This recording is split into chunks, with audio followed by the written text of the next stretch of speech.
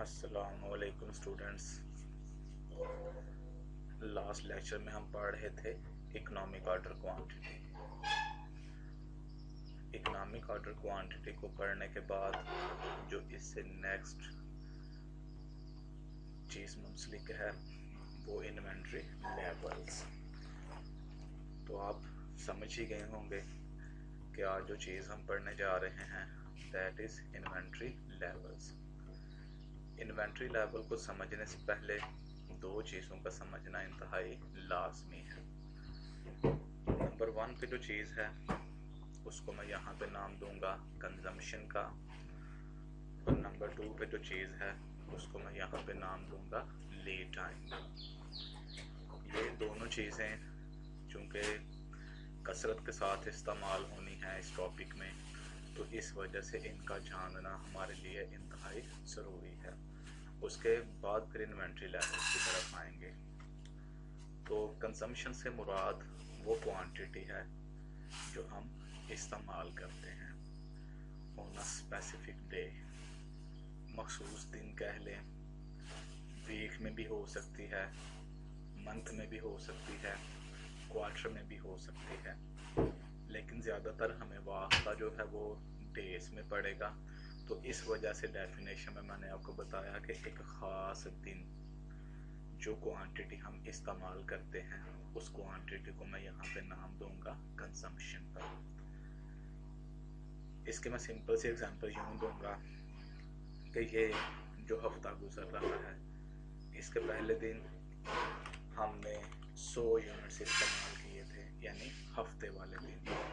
Saturday को 105 units, Sunday को इस्तेमाल हुए थे 120 यूनिट्स, मंडे को 135 यूनिट्स, ट्यूसडे को 101 यूनिट्स, वेडनेसडे को और 118 यूनिट्स फर्ज कर लेते हैं कि आज इस्तेमाल हुए हैं, यानी थर्सडे को। हफ्ते वाले दिन 100 यूनिट्स, इतवार वाले दिन 105, सोमवार वाले दिन 120, मंगल 135, बुध 101 और जुमेरात 118।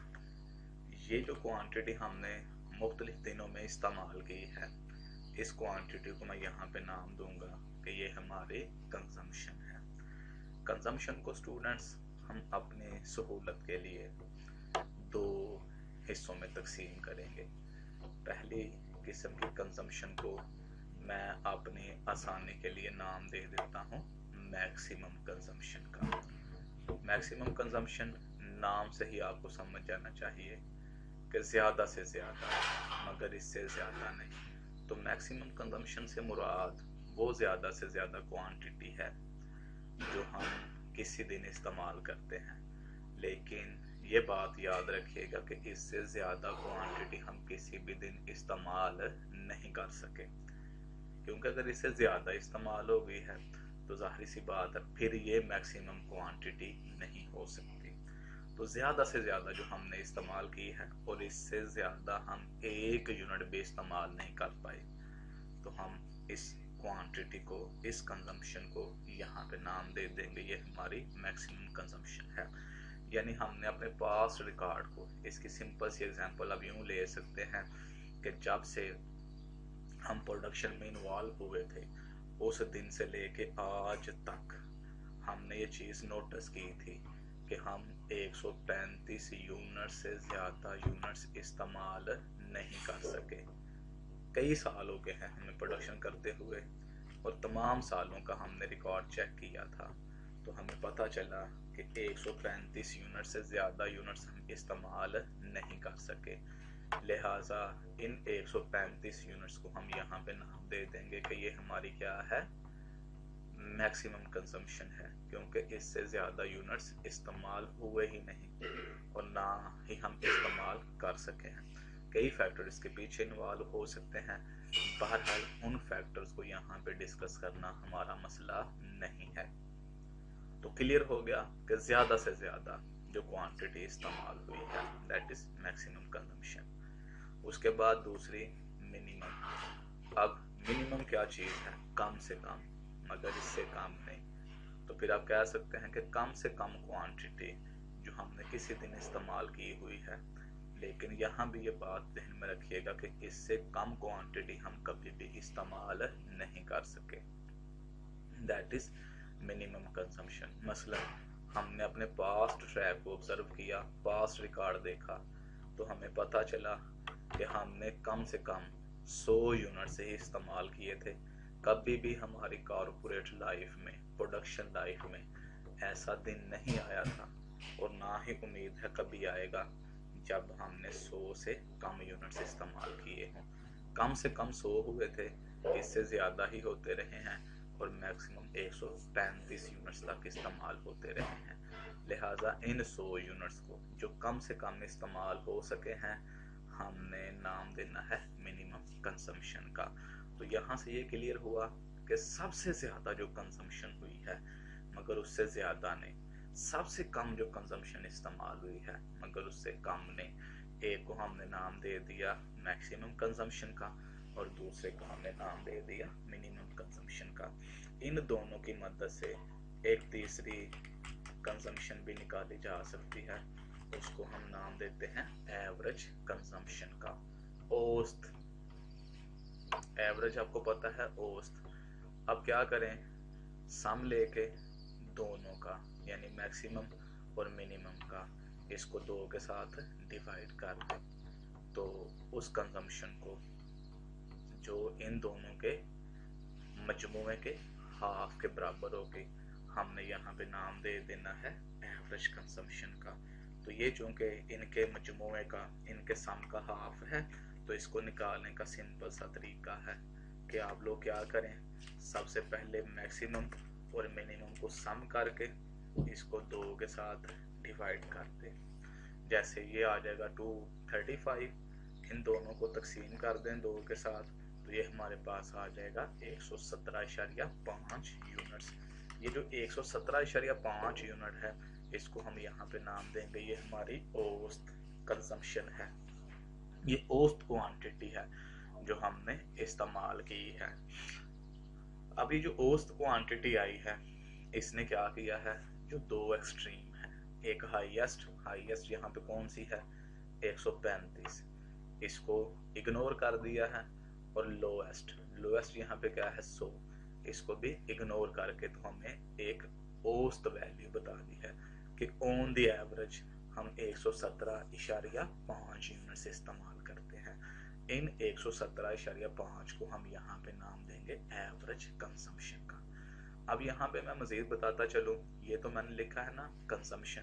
हो सकता है कि जब हम बुक में से प्रॉब्लम्स करें तो वहाँ पे कंजम्पशन की जगह पे रिक्वायरमेंट लिखा हो, कंजम्पशन कह दे, रिक्वायरमेंट कह दे, नीड कह दे, या maximum demand, minimum demand, average demand, तो हमने इससे मुराद कंजम्पशन ही लेना है।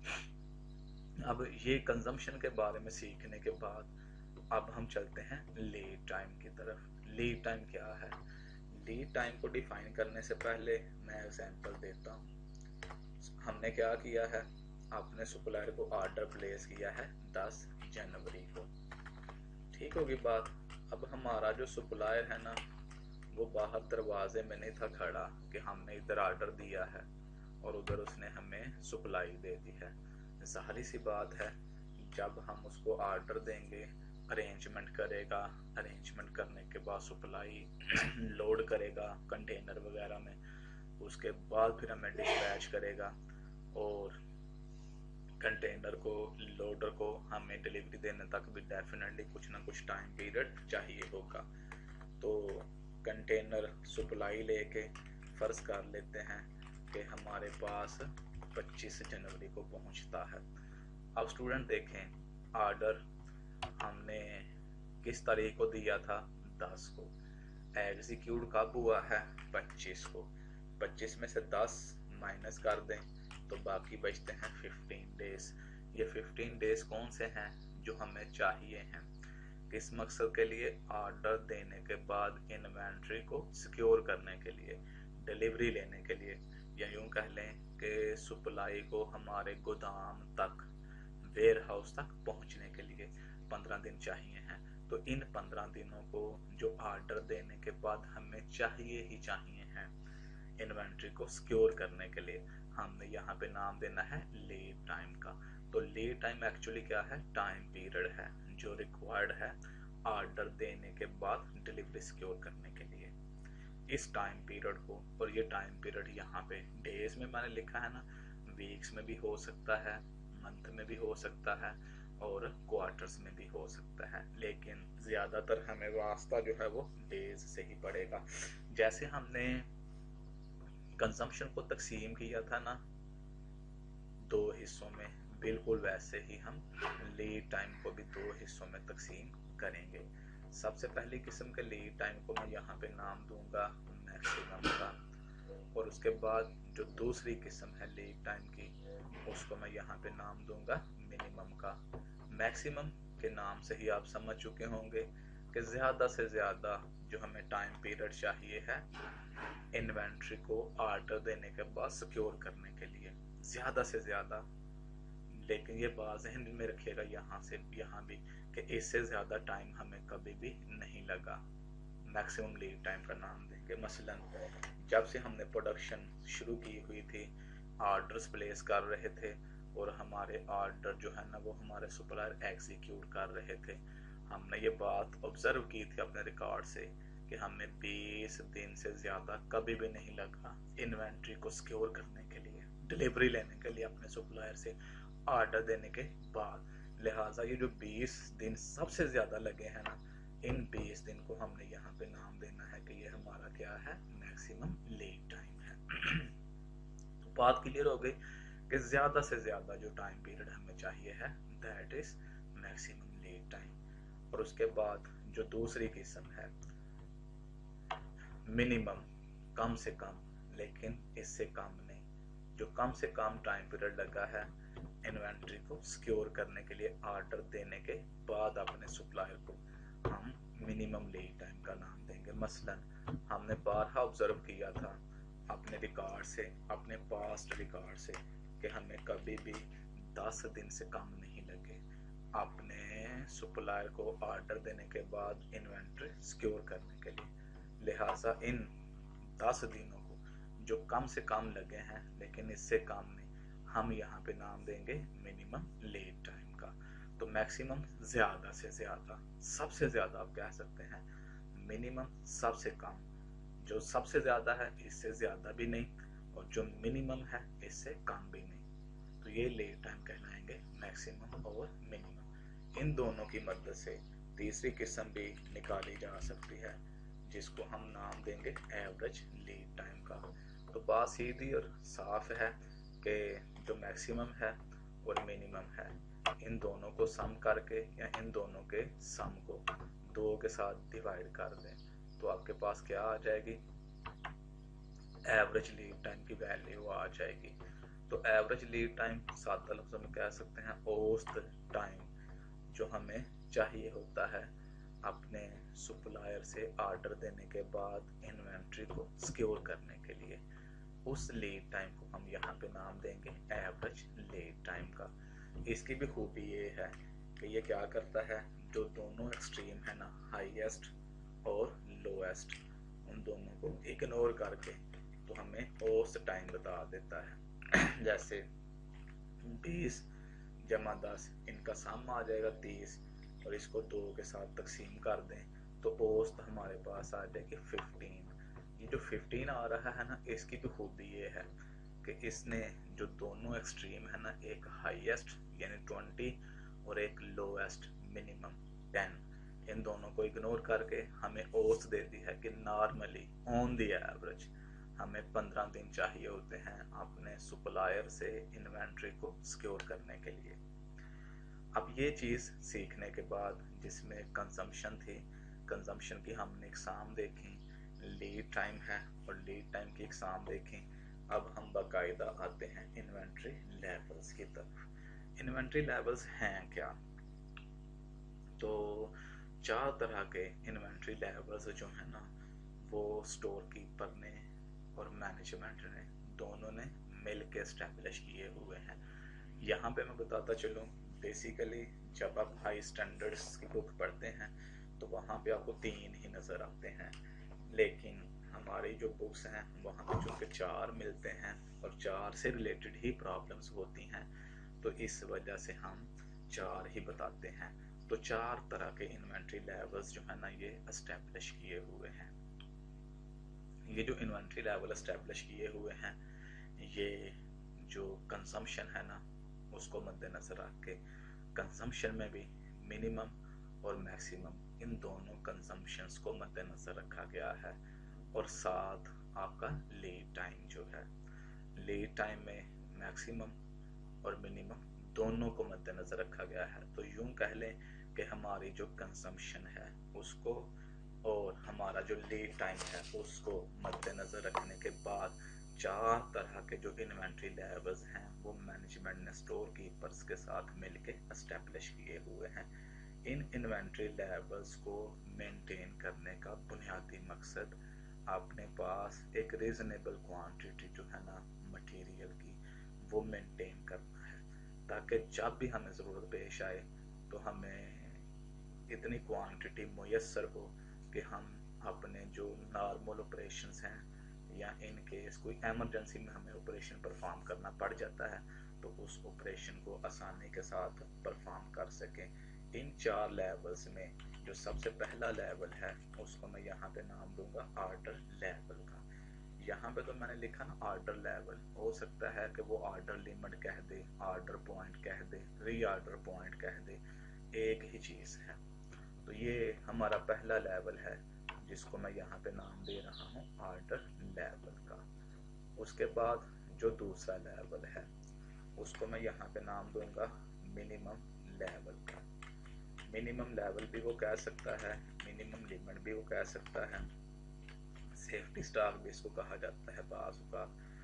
तीसरे को मैं नाम दूंगा मैक्सिमम लेवल का और चौथे को मैं नाम दूंगा डेंजर लेवल का। ये 4 तरह के जो लेवल है ना ये एस्टेब्लिश किए हुए हैं। तो ऑर्डर लेवल क्या है सबसे पहले ये देखते हैं और उसके बाद फिर देखेंगे कि इस लेवल को हमने काउंट किस तरह से करना है, मतलब निकालना किस तरह से है। तो ऑर्डर लेवल से मुराद वो लेवल जी लिया जाएगा जब आ जाएगा तो हमारा स्टोर कीपर क्या करेगा, मैनेजमेंट को लिख देगा, रेक्विजिशन बना के देगा जिसको हम परचेज रेक्विजिशन का नाम देते हैं कि इतनी क्वांटिटी जो है वो इमीडिएटली परचेज कर ली जाए। उस लेवल को जो ही आ जाता है और हमारा स्टोर कीपर परचेज रेक्विजिशन बना के देता है किसको, परचेज डिपार्टमेंट को। और परचेज डिपार्टमेंट क्या करेगा, अपने सप्लायर को फ्रेश सप्लाई लेने के लिए ऑर्डर प्लेस कर देगा। तो उस लेवल को हम नाम देते हैं ऑर्डर लेवल का। तो सादा लफ्ज़ों में ये कहते हैं कि ये वो लेवल है, कह सकते हैं कि ये वो लेवल है जहाँ पे हमारा परचेज डिपार्टमेंट जो है एक नया ऑर्डर प्लेस कर देता है सप्लायर को कि इतनी सप्लाई जो है हमें दे दी जाए। उस लेवल को हम नाम देते हैं ऑर्डर लेवल का। तो इस लेवल को निकालने के लिए हम फार्मूला इस्तेमाल करते हैं मैक्सिमम कंजम्पशन, और मैक्सिमम कंजम्पशन को मल्टीप्लाई कर देंगे किसके साथ, मैक्सिमम लीड टाइम के साथ। तो मैक्सिमम कंजम्पशन को यूं ही जब हम मल्टीप्लाई करेंगे ना मैक्सिमम लीड टाइम के साथ तो हमारे पास आ जाएगा ऑर्डर लेवल, जहाँ पे हमारा सप्लायर जो है ना वो हमसे ऑर्डर लेगा या हम अपने सप्लायर को ऑर्डर दे देते हैं, that is order level. Order point भी इसी को कहता है, ऑर्डर लिमिट भी इसी को कहता है, री ऑर्डर लेवल भी वो इसी को कह सकता है।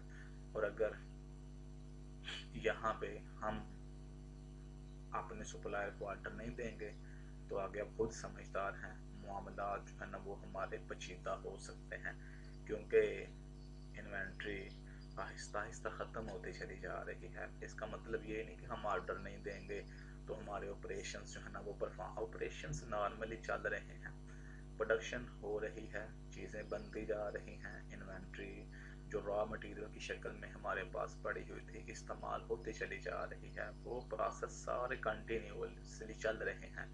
हम ऑर्डर नहीं देंगे तो वो कंटिन्यूसली चूँकि चलते रहे हैं चल रहे हैं तो आहिस्ता आहिस्ता जो हमारे गोदाम में इन्वेंट्री पड़ी हुई थी ना, एग्जॉस्ट हो जाएगी। तो जब इन्वेंट्री एग्जॉस्ट हो जाएगी, 100% ख़त्म हो जाएगी या ख़त्म होने के बिल्कुल करीब होगी, तो आगे आप समझते हैं कि मामलात जो है ना वो हमारे किस तरह का रुख इख्तियार करेंगे। There will be very very reverse situation या वर्स्ट सिचुएशन आप कह सकते हैं फॉर द बिजनेस, स्पेशली उन कस्टमर्स के हमें बहुत ज़्यादा नेगेटिव कॉन्सिक्वेंसेस फेस करने को मिलेंगे जिन्होंने हमें ऑर्डर एमरजेंसी में दिया हुआ था और हमने उनको एमरजेंसी में सप्लाई देने थे। उस सूरत में मामला जो है ना बड़े पेचीदा टफेस्ट हो सकते हैं फॉर आवर बिजनेस। तो इस वजह से हमारा जो परचेज डिपार्टमेंट है, जो ही परचेज रेक्विजिशन निकलती है ना स्टोर कीपर की तरफ से, इमीडिएटली ऑर्डर प्लेस कर देता है। मिनिमम लेवल, इसी को स्टूडेंट्स मिनिमम लिमिट भी कहता है, सेफ्टी स्टॉक भी अक्सर वो कह सकता है। तो मिनिमम लेवल क्या चीज़ है? कम से कम जो हमने अपने पास लेवल मेंटेन किया हुआ है, और इसको मैं यूं कहता हूं कि ये वो लेवल है जो हम हर वक्त अपने पास मेंटेन रखते हैं। इस लेवल को जो हर सूरत में हर वक्त एट एनी सिचुएशन हमने मेंटेन करना है, मिनिमम लेवल का नाम देते हैं। अब स्टूडेंट्स देखें, हमने अपने सुपरलायर को ऑर्डर दे दिया, बाज़ औक़ात हमारा सप्लायर जो है ना हमें सप्लाई नहीं दे पाता। कई सिचुएशंस नॉर्मल भी हो सकती हैं, एबनॉर्मल भी हो सकती हैं। तो हमारा जो सप्लायर है ना वो हमें नॉर्मली सप्लाई नहीं दे पा रहा। मसलन सप्लायर जो है ना वो हमारा कसूर में है, लाहौर से गुजर के आना है, लाहौर में किसी वजह से स्ट्राइक हो जाती है, लाहौर को बंद कर दिया जाता है, या कोई धरना वगैरह इस किस्म के हालात हो जाते हैं, तो ज़ाहिर बात है जो कंटेनर है उसने वहाँ से गुजर के आना है। अब उड़ के तो आने से रहा, तो जब वो वहाँ से गुजर नहीं सकेगा तो क्या हमें सप्लाई मिलेगी? नहीं मिलेगी। भाई सप्लाई ना मिलने की वजह से हम अपने प्रोडक्शन प्रोसेस को बंद नहीं कर सकते। अगर कर भी देंगे वेरिएबल कास्ट ही हमारी कंट्रोल होगी ना, नहीं होगी। फिक्स कास्ट तो हमें अफोर्ड करनी ही पड़ेगी। तो इस वजह से हम फिर क्या करते हैं, या इस सिचुएशन को मद्देनजर रख के कि अगर हालात इस किस्म के हो जाएं तो एटलीस्ट हमारे पास इतनी क्वांटिटी तो हो ना कि हम अपने प्रोडक्शन प्रोसेस को इजीली कंटिन्यू कर सकें, हमें किसी भी किस्म की मुश्किल का सामना ना पेश आए। हम अपने पास इतनी इन्वेंट्री बहरहाल हर सूरत मेंटेन रखते हैं। उस इन्वेंट्री को जो हर सूरत हमने मेंटेन रखनी है कि अगर खुदा ना खास्ता कोई ऐसी सिचुएशन बन जाए तो हम वहाँ से इन्वेंट्री निकाल के अपनी एक्टिविटीज़ को कंटिन्यू करें। इतनी देर में फ्रेश सप्लाई आ जाएगी, हम उसको गोदाम में रखेंगे, सिचुएशन दोबारा नॉर्मल हो जाएगी। उस लेवल को हम मिनिमम लेवल का नाम देते हैं जो हर सूरत हमने मेंटेन किया हुआ है, और इसी को सेफ्टी स्टॉक का भी नाम देते हैं, क्योंकि यही वो स्टॉक होता है जिसने हमें सेफ रखना है हर तरह की हंगामी हालत से।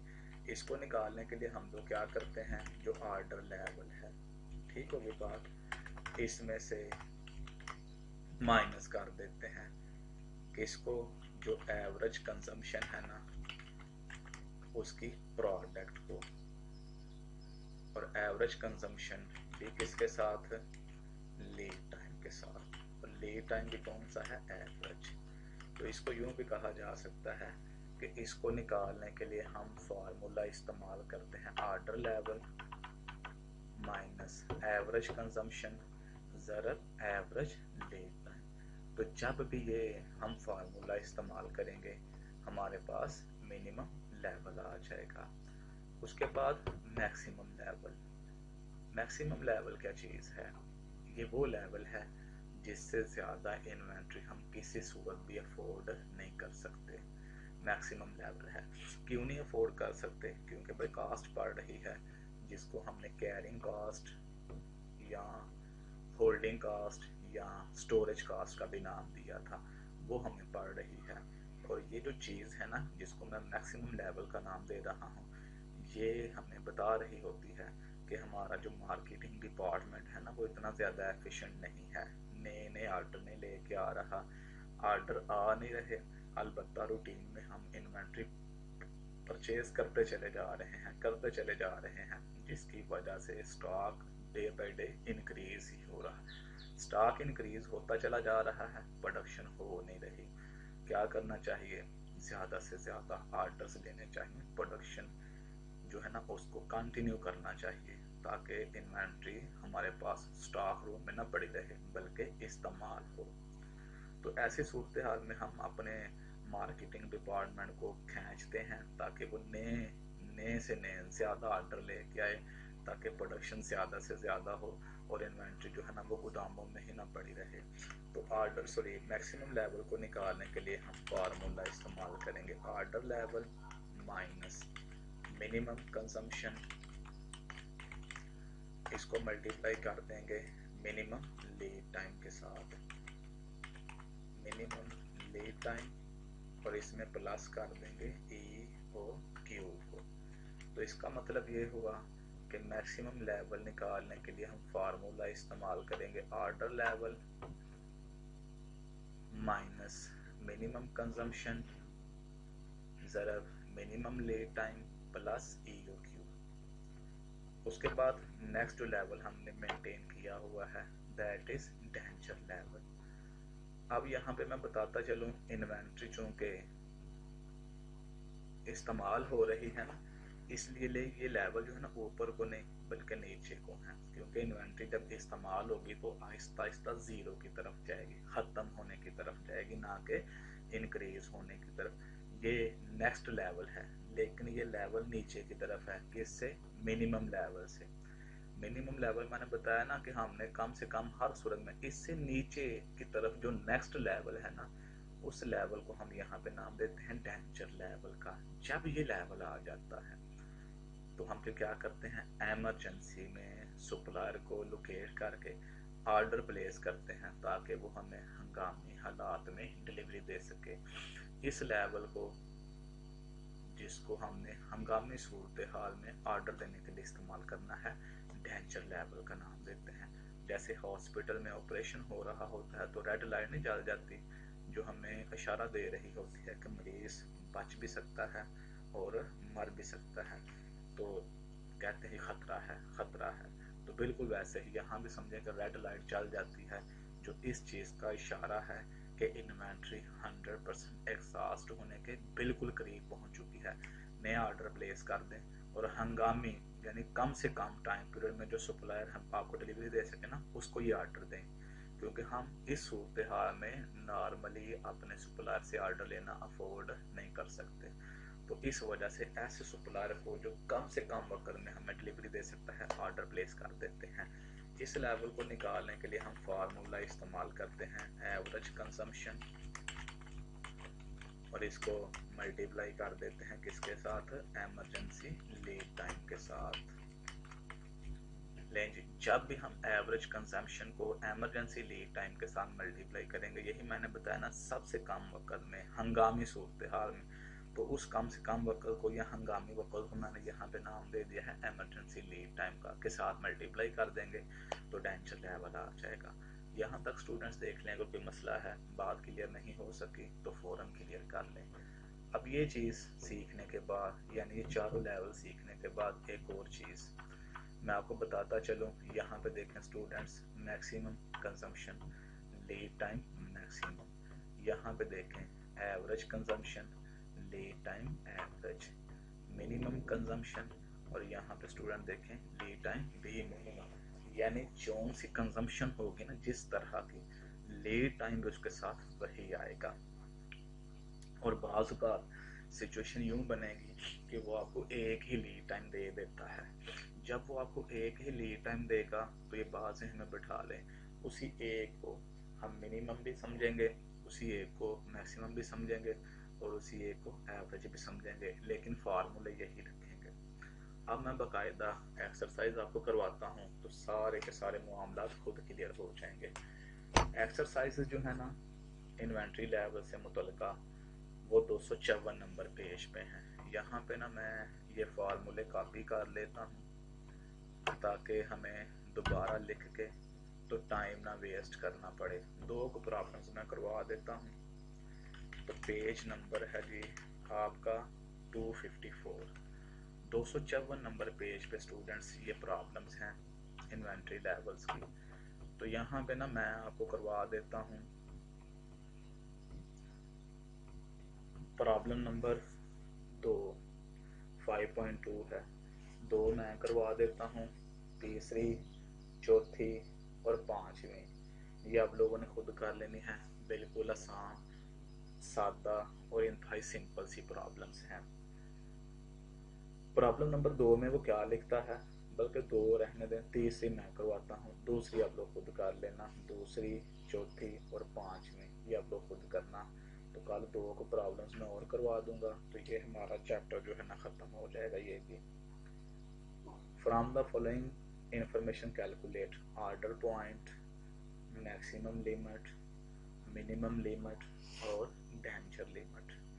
कहता है कि नीचे जो मालूमात दी गई है ना उसकी मदद से आपने क्या करना है, ऑर्डर पॉइंट निकाल के देना है, मैक्सिमम लिमिट निकाल के देनी है, मिनिमम लिमिट निकाल के देनी है और डेंजर लेवल निकाल के देना है। Time required for emergency supply, कहता है कि एमरजेंसी सप्लाई लेने के लिए हमें 5 दिन लगते हैं।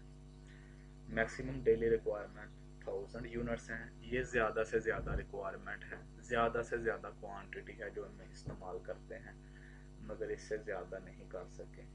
Time required for fresh supply, कितना टाइम लगता है हमें फ्रेश सप्लाई लेने के लिए, 30, ये हमारा लीड टाइम है। अब ये जो 30 दिन दिया हुआ है ना इसकी वो मैक्सिमम समझेंगे, इसी को मिनिमम समझेंगे और इसी को एवरेज कंसिडर करेंगे। मिनिमम डेली रिक्वायरमेंट 800 यूनिट्स है और उसके बाद मोस्ट इकोनॉमिकल ऑर्डर क्वांटिटी वो 10,000 यूनिट्स है। कहता है जो EOQ है, most economical order quantity EOQ को कह रहा है, वो 10,000 यूनिट्स है।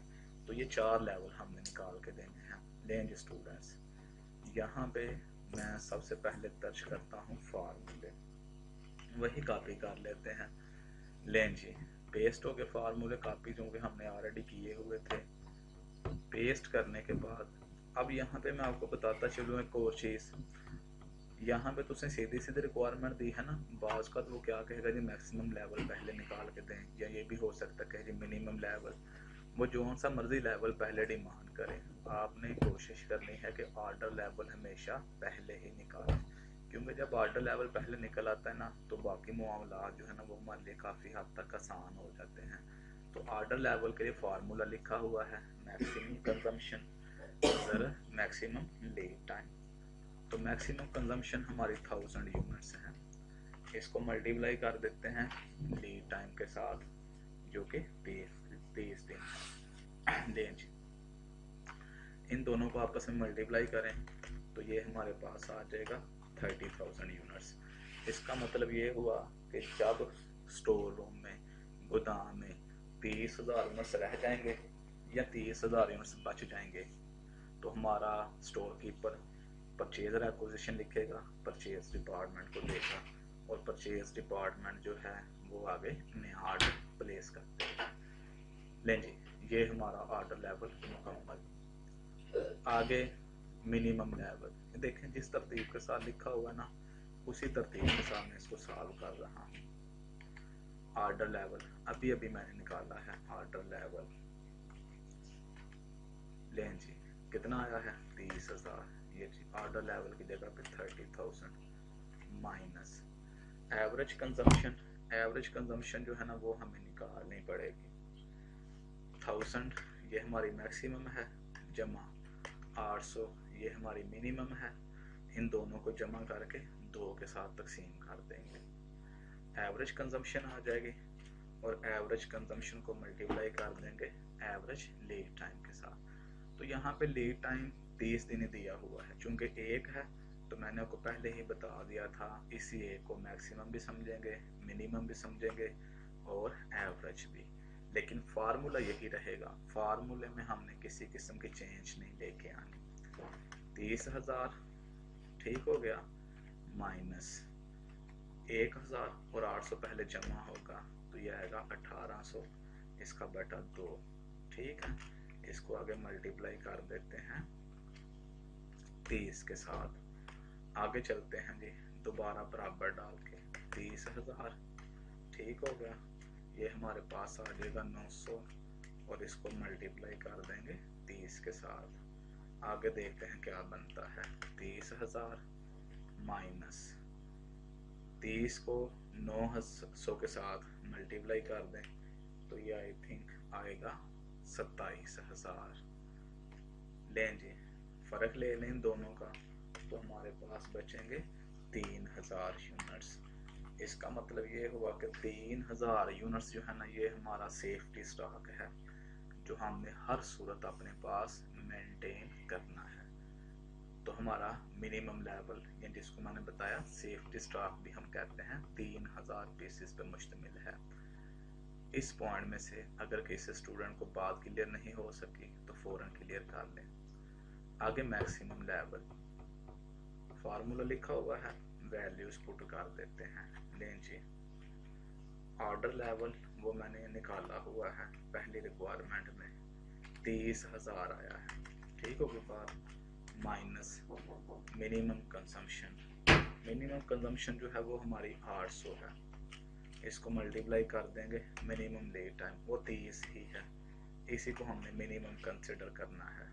उसके बाद जमा EOQ 10,000 है, ठीक होगी बात। अब देखते हैं क्या बनता है। 30 और 10 दोनों को जमा करेंगे तो ये आ जाएगा 40 माइनस 800 मल्टीप्लाई होगा ना 30 के साथ तो ये बनेगा 24,000। 40 में से 24 माइनस कर दें तो बाकी हमारे पास आ जाएगा 16,000 यूनिट्स। 16,000 यूनिट्स जो है ना, ये हमारा मैक्सिमम लेवल आ गया। इसी के साथ ये भी हमारी रिक्वायरमेंट मुकम्मल हो गई। अब आगे डेंजर लेवल। डेंजर लेवल निकालने के लिए फार्मूला नीचे लिखा हुआ है, एवरेज कंजम्पशन, और इसको मल्टीप्लाई कर देंगे एवरेज लीड टाइम के साथ। एवरेज कंजम्पशन जो है ना वो स्टूडेंट्स है हमारी 900, ये ऊपर हमने निकाली थी। ये जब हम निकाल रहे थे ना सेफ्टी स्टॉक, ये आई थी जी 900, यहाँ से मैंने कॉपी की है। और एमरजेंसी लीड टाइम हमारा कितना है? एमरजेंसी लीड टाइम जो है ना वो हमारा 5 दिन है, 5। लें जी, इन दोनों को आपस में मल्टीप्लाई कर दें तो ये हमारे पास आ जाएगा 4,500 यूनिट्स। 4,500 यूनिट्स जो है ना ये हमारा डेंजर लेवल है। यहाँ पे हमने क्या करना है, एमरजेंसी में अपने सप्लायर को ऑर्डर प्लेस कर देना है ताकि वो हमें एमरजेंसी में सप्लाई दे और हमारे ऑपरेशन डिस्टर्ब ना हो। इसी के साथ हमारी ये एक्सरसाइज मुकम्मल हो गई। अब आपने एक्सरसाइज नंबर 2, 4 और 5 खुद कर लेनी है। तो कल 2-3 करवा के तो फिर हम इसको वाइंड अप कर देंगे। तो कल तक के लिए अल्लाह हाफिज़।